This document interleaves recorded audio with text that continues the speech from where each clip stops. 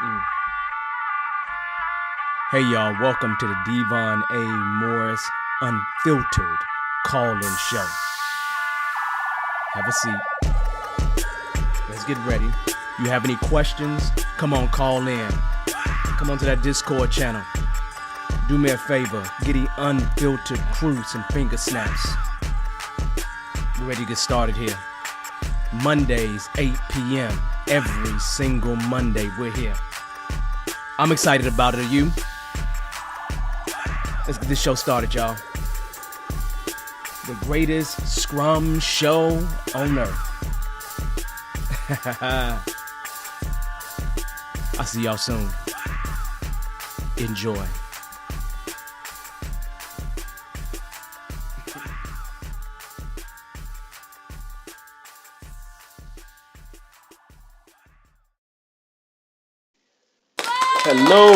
Hello. How are you doing today?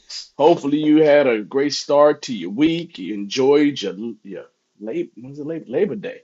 You enjoyed your Labor Day weekend. We wasn't live last week, but we're here today. And if you don't know me, my name is Devon Morris. I'm your guide on this journey. This is the Unfiltered Show where we talk about Scrum, Agile, entrepreneurship, just all kinds of little topics like that. So we're here to answer your questions, whether it's in the comments or it is you come on live and join me on the show, right? What's kind of going on? Well, today we're talking about something really very simple, and it is going to be a little bit about 9/11, but Scrum and 9/11 crisis agility. Let's talk about agility from that perspective. And this morning, we actually released a video talking about the agile values in 9/11 remembrance and resilience. So, go watch that video as well. In terms of how we operate, how the timing happens here, it's no big deal. First, we go through a topic. Today's topic, really simple. That's Scrum and 9/11 crisis agility. And then we will open up the floor for questions after we go through the topic. We take about 15 minutes on a topic. We could go longer on a topic. And then we stay live as long as we have people asking questions, right? Well, no, I won't say that. We stay live up to an hour. Once it hits, the next hour, we kind of wrap the show up at that point. But other than that, we're just here to answer questions, right? All right. So what's going on with you all? Give me a shout in the chat. Give me a shout in the chat. Say something. Say hi. Say whatever it is, so then I can at least say hi back to you. As usual, we're live and we interact on YouTube for sure. And if you're on LinkedIn, you can drop something in the chat as well. I'll say hi to you as well. I just can't show you comments. It just seems to be different environments, right? So, what is going on with me? Last week I was traveling. This week, we just got a nice big, just a nice size CSM class, right? So rocking that, doing that as we need to. I would imagine people are, a lot of people are probably out there having, remembrance times in terms of 9/11. And, I did a moment of silence earlier for what happened that day. The victims, just the people that served, the people that's impacted and that's still impacted, how the world changed because of it. All those are things that are of concern when I think about 9/11. So, just the way that the world works is the way things happen, right? So I'm gonna say, happy Monday to everybody. I see Cynthia saying hi and happy Monday. I also see Patrick is saying hi and happy Monday. Not he ain't say happy Monday. He just saying how it is, right? And I'm like, what's up, man? And then Rajiv, what's going on, sir? So we're here like we normally are here. So you know how it goes. If you subscribe, like the content, we're just gonna continue rocking and making sure this stuff happens. So we're gonna really dive into it today. I don't want to spend time just pushing away from it because I think it's a amazing topic to talk about. But I don't want to belabor it. I want to see if people have any questions, right? So let's take a step back for a second, right? You know, back in 2001, on this day, The world changed, right? The world truly changed. And one of the things I said in the earlier video is I clearly remember when it happened, and then I clearly remember going outside, seeing no planes in the sky. And in Chicago, that is, and because there's two airports. That's something that you don't see, right? And so it was a day that really changed international relations. It changed everything, right? And today I really want to tie the concept of Scrum and some of the elements of Scrum, right? Some of the not the specific values, but the things that happen within Scrum to 9/11 and crisis agility. Now, here's the deal. The first thing that I want to say to you all is something really simple, right? And I may just repeat this at the end as well.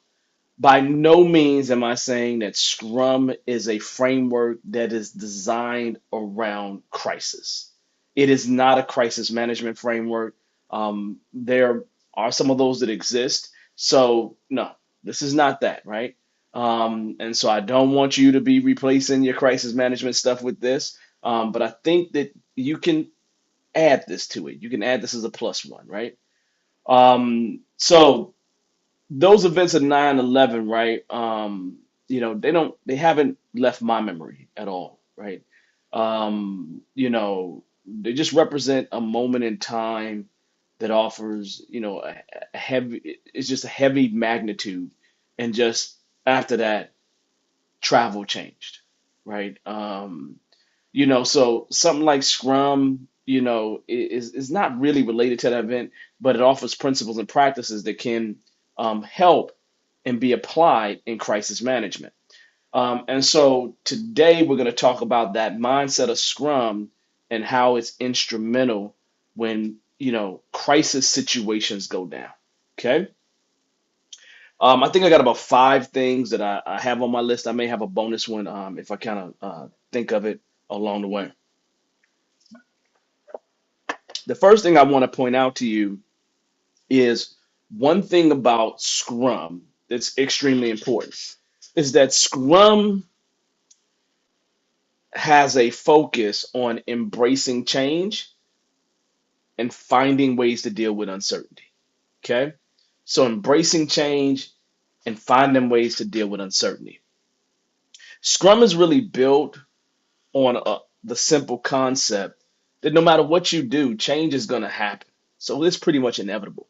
Um, and teams that you work with, teams that you're dealing with, they need to be flexible and have the ability to adapt what they're doing, um, the way that they're approaching things based on the information that they're receiving, based on the data that's coming in, based on the contextual clues that are happening, right? And when you take that to 9/11, it is when you look at what happened in New York, D.C., even the plane that got taken down by the passengers. Um, Realistically, every agency in a government, businesses, um, but first and foremost, all the emergency services that was there, right? Fire department, police department, pick, right? Um, they was working with rapidly changing situations.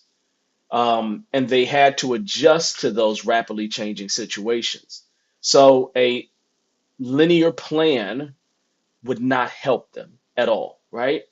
It's one of those things where when you start thinking about embracing change and uncertainty, one of the things that you got to be prepared to do is pivot, change direction.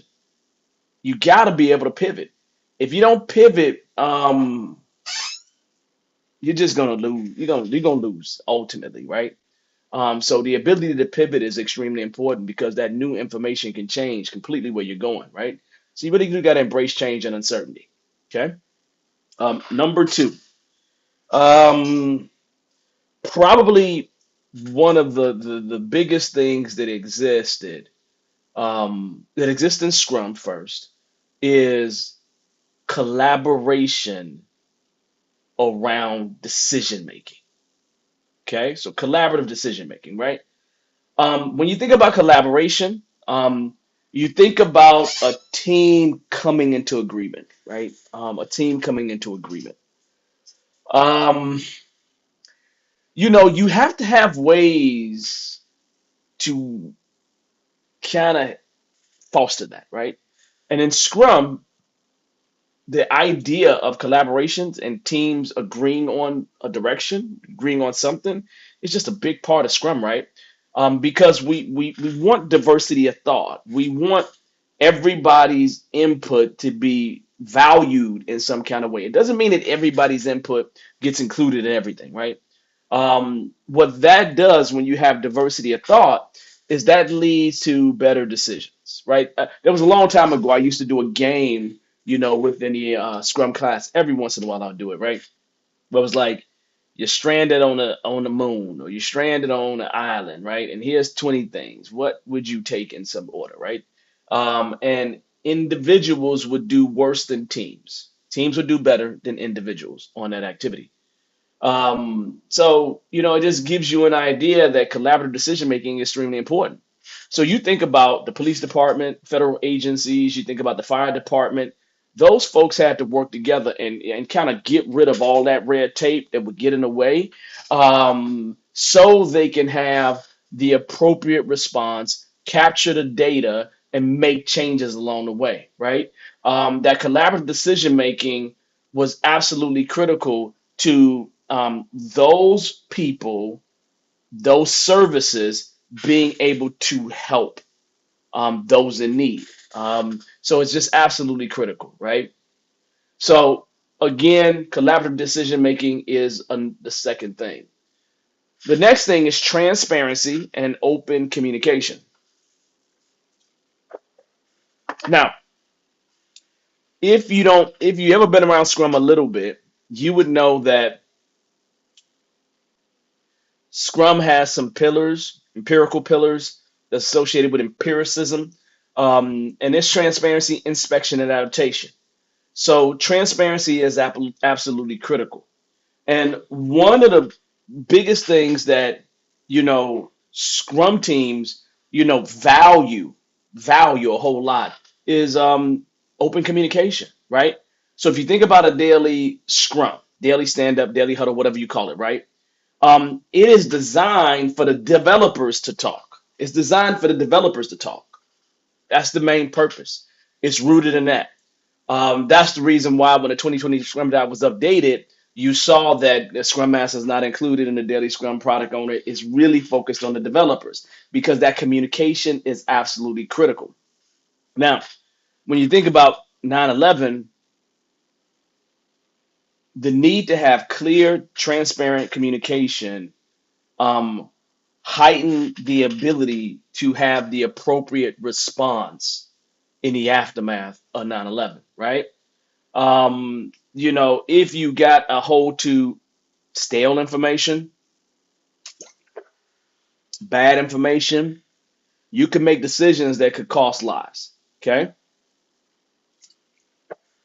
And that's not what we want to do, right? Before I go on to number four, let me ask you if these things are resonating with you, let me know in the chat what is resonating with you here, right? Drop it in the comments. Okay, drop it in the comments. So the fourth thing, right? And this is just a super part of Scrum, and that is the ability to focus on priorities, the ability to prioritize, right? Prioritization, we think about in the product backlog, those things float into the sprint. Even when it floats into a sprint and the devs are working on it, they decide what's going to go first, what's going to go last. So with Scrum operating inside of sprints, the teams are focused on delivering value, as much value as they can within whatever constraints that we actually have. And so focusing on prioritization helps out a whole lot. Now, from a 9/11 perspective, um, emergency responders had to find ways to immediately assess things. So, and then they could prioritize them. So, call it triaging, call it whatever you want to call it, right? But the idea is they needed to gain information quickly and to utilize that to be able to prioritize things like saving people's lives, right? Um, so, yeah, I think I'll leave that one at that, right? Making sure you focus on priorities, right? Number five, continuous focus. Like let's say continuous improvement, right? So obviously you do some reflection with continuous improvement, but here's the deal: in Scrum we utilize retrospectives as a way to allow the team to reflect and really talk about how they're adapting, what strategies they're using for this sprint, next sprint, what for the next sprint, because the retro is at the end of the sprint, right? And if you look at that from a 9/11 perspective, whether it is numerous reviews, investigations, a lot of things was conducted to learn from that event. So, and then maybe we can try to prevent those kind of events in the future. I'm not saying you can prevent everything, right? But I am saying we want to put ourselves in a position where we can do that, right? I think I have a final one here, and that final one is going to be empowerment and autonomy, right? You know, I love this. I love autonomy and empowerment. I really do. But when you think about it, Scrum is really about self-organizing cross-functional teams, right? And so the thing is that you have to make sure that you empower the people that's actually doing the work. When you empower the people that's doing the work, you actually change things a whole lot. You change things tremendously. So you want to make sure you do that, right? Empower them, right? Now, this means if team members are empowered, that means decision making is pushed down to the team. It's not somebody else tells us how to do the work, right? Now, from a 9/11 perspective, people had to make real time decisions on the ground by assessing the situation um, instead of waiting for other people, higher ups, management, whatever, chiefs, fire department. All those things are important, right? And so you think about it. The other part that's crucial to that is autonomy, right? Autonomy is going to help in any high stakes environment because autonomy is a precursor for motivation and psychological safety, right? And so it helps out in both of those arenas. And knowledge workers, once you take money off the table, are motivated by purpose, autonomy, and mastery. That was from Dan Pink many years ago. And this is the way we operate, right? This is how we want to tie these things together. Because as stated earlier, Scrum is not a crisis management framework by no stretch, right? But it does promote adapting, it does promote collaboration, it does promote continuous improvement. So when you think about 9/11 in today's world, I think about agility. I think about the ability to make swift, fast, um, real time decisions, right? In that crisis situation. And so having a flexible team centered approach always helps that, always gets things moving down the road. Okay. And that's what you want to do. You want to keep moving things, right? You want to prioritize what's important and you want to deal with those things accordingly. So, let me go backwards because that was an extra one. So, the sixth thing that we said was empowerment and autonomy. We talked about continuous improvement. We talked about focusing on the most important, the highest priority items. What about transparency and communication, collaborative decision making, and then the last thing is embracing change and uncertainty. These things are definitely associated with everything we do. Definitely are, right? So that's really it for that, right? That's really it. I think that's a lovely topic. I wanted to make sure I talked about 9/11 because I think this is a day where many of us will see those pictures. Specifically, I really have been staying away from trying to see anything happening with the Twin Towers. It was really tragic day, right? So on that note, this has been good. I, you know, I want to go ahead and start to open the floor for questions that you may have. And so, whatever those questions are, you're welcome to drop in the chat or, join me on the show. Either way is good, right? So, what kind of questions do you all have?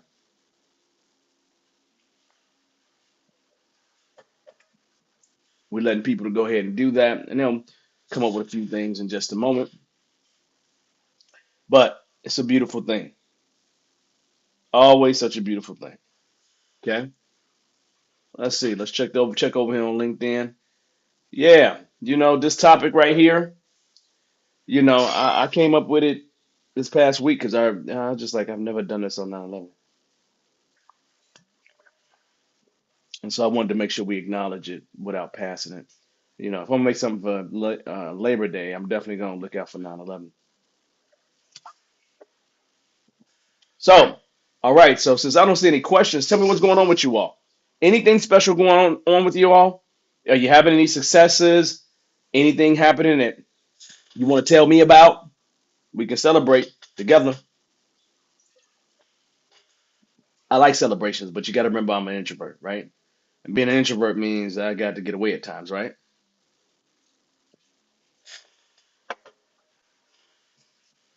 So it's just amazing. It's just one of those great things. All right. Looking here, we got a few crickets in the room. It don't seem like anybody has any questions. So I'll give it a little bit more time. So anybody has any questions? You see this comic book right here. This is the Amazing Spider-Man, and that's that dedication to 9/11. I'll put it like this. It's just an all black cover, right? You can see it, right? That was that dedication comic book for 9/11. It came out in December of 2001, right? So I figured that would be appropriate to put up. Let's see. I'm double checking LinkedIn. Look like everybody's good over there. So I ask one more time. Any questions from anyone? You know, I felt today would probably be a little lightweight since it's 9/11. But hey, I appreciate everybody who's shown up. I'm gonna assume that we don't have any questions from anyone. So I'm gonna say, look, y'all, we're gonna just shut it down. Go and have have a moment of silence. Remember those who served that day in terms of 9/11. Remember those who lost their lives in terms of 9/11. Remember those who serve this country right now, and protect us and protect our freedoms. And for those, all of us that were impacted as well. It'll be a day that we will never forget. And on that note, I'm going to say to you all, shut it down for the day. Next week, Next week, we're going to actually talk about an interesting topic. And that topic, I do believe, I'm gonna double check it here real quick. The name of that topic is the worst things that a Scrum Master can do. I probably got 9 or 10 of those things already written down. The worst things a Scrum Master can do. On that note, you all, I'm gonna say, hey, have a wonderful, wonderful, wonderful evening. Um, Remember those loved ones, and I will see you next week. 8 o'clock. Have a good one, everybody.